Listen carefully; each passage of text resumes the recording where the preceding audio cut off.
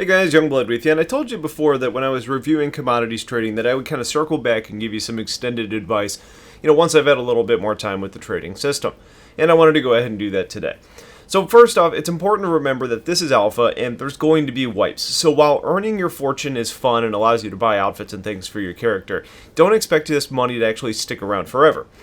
Secondly, this is no longer the PTU, so losing all of your credits is no longer something that's simply resolved by recopying your account to the PTU, and it's going to kind of suck if you have to end up starting from zero.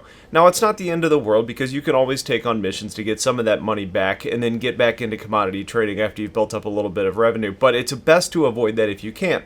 Always try and keep a reserve amount of credits so that you can work your way back up. For example, if you start with 5,000 UEC, your first several runs shouldn't be filling your cutlass to the brim because if the server dies while you're out in the void or you accidentally have a rough landing, you've lost it all.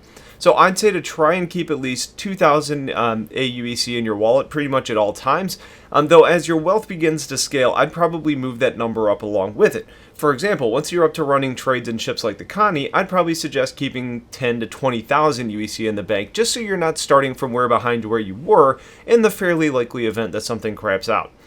Also, keep in mind that just because an item is valuable, it's about the difference in what you bought it and are selling it for to determine how much you're actually going to make on that sale.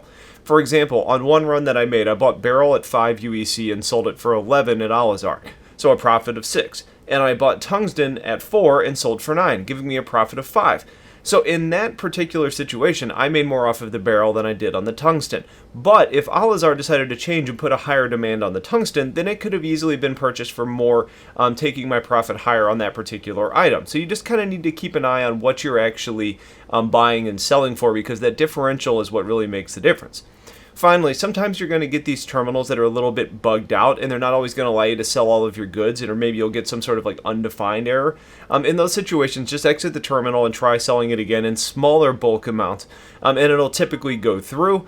Or if you have to, as long as your ship is stored or kind of landed on a pad officially, you can technically exit the server and come back in. I had to do that in my Constellation, and it doesn't matter if it's actively on the pad or if it was actually stored away, you could end up still selling from that ship.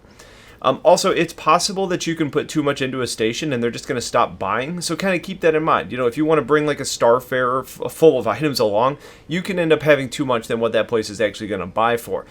So that's why I tend to try and diversify what I'm carrying to try and avoid that situation. So with those general pieces of advice out of the way, let's talk some more specifics. For example, Alizar and Grimhex are typically great places to sell items because they're stations. As far as I can tell, they're not manufacturing any goods at these locations, so it's not likely that they're going to have a huge stockpile of items, meaning that when you do buy from them, the price is going to be higher to start with. In general, I would plan on leaving Alizar empty and heading out to an outpost to pick up your first load. Now, there's a few different approaches you can take from here, which I'll call either a circuit or a direct run. The circuit approach is about buying items and carrying them to the next location to sell, where you then buy items and then go to your next stop to sell, where you buy more, and then you basically continue. It's a purchase and a sale at every single stop that you make. Now, that's a much longer approach and typically involves less sales per stop, but it does allow you a continuous flow of income as opposed to direct drops. An example an org mate of mine, Dawn Stealer, came up with was picking up food from Gillette Farms, selling that at Hicks Research, and then buying med supplies from there, then heading to Kudra Ora, where you sell med supplies and buy tungsten, and then you fly to Alizar selling the tungsten. Now, he ended up having a few other stops in that route, but you kind of get the idea. You're buying and selling everywhere you go. In the direct approach, you're typically leaving Alizar and heading out to get items and then returning back to sell at Alizar.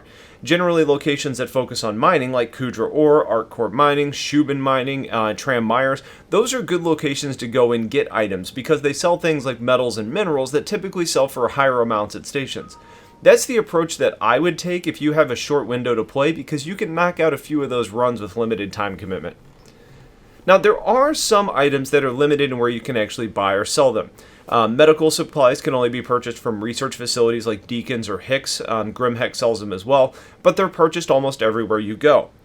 Stems fall into kind of that shady category and can typically only be purchased at farms like Bountiful Harvest or Terra Mills, Gillette Family Farms, and you can really only sell them at major locations like Grimhex, Alizar, and Levski.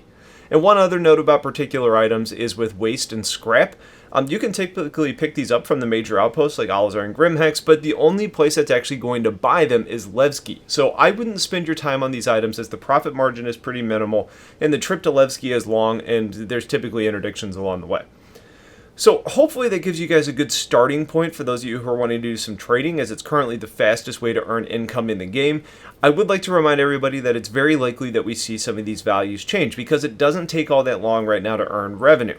But there's also not a lot of risk at the moment. But once pirates are more present, and once we see other balancing pieces put into place, like actually the cost of items in the game for your ship, it may stay as is.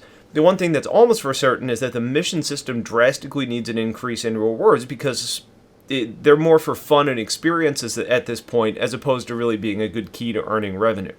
So if you guys have questions on any of this, please ask. And if you have other good advice for players, please toss it into the comments. Otherwise, stay tuned for a lot more coming soon. Have yourselves a wonderful day, and take care.